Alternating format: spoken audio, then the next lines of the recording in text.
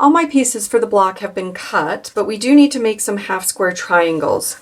So the first step is to take the larger squares that are for the background for the half square triangles, our ruler and a mechanical pencil, and we are going to draw from corner to corner on the wrong side of the fabric.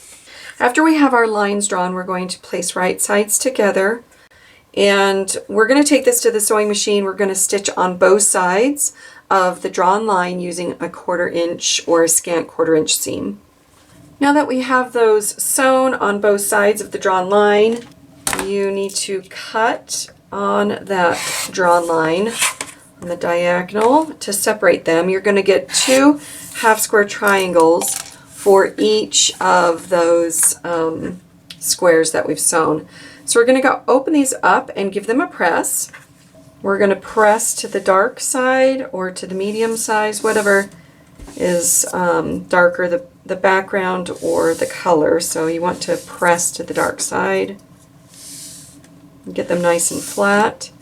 Then we're going to trim them up to make sure that they are the right size for putting together. So I'm using my block lock ruler. If you have one, that's great. If not, you can use whatever ruler you have for trimming.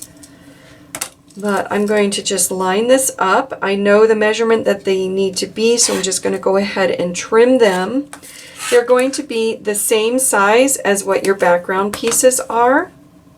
So that should help you because they all need to fit together nicely.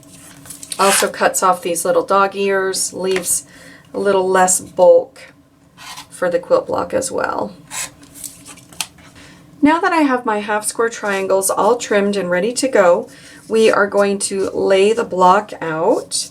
So just look at the illustration, make sure that your background and your fabric that for the pinwheel is kind of twirling in the right direction, and then you're just going to place your background pieces, and there's going to be 5 of these. So we're going to get them all lined up, and just like with the other blocks that are similar to the 9 patch, we're going to sew these two, and these two together before moving on to the next row. Now that I have these all sewn, I can go ahead and start adding that third column in. I'm going to open these back up. I've not snipped the thread in between. This helps kind of keep them lined up and in order. So I'm just going to flip this over right sides together, and I'm going to sew this and then repeat the process for the other ones. All right, now that I have these all sewn, I have not snipped the threads. Again, it doesn't need to be. It keeps them in order and make sure that my pinwheel is still going in the correct direction. I'm going to go ahead and flip this top row down, and we are just going to, just like with the 9 patch, we're going to play with these seams and make sure that we're kind of going in the same direction. So if my top is going to go up, then my other top seam needs to go up as well. It helps with the next process and keeping it all together and nice. So for our last seam, I already have this sewn on, and for the last seam, I'm going to stitch it down with the one that I have finished on the top. This allows me to see where that direction of seam needs to go and makes the block lie a lot flatter. All right, now that I have my block complete, I'm going to go ahead and open this up, and I'm going to give it a good press.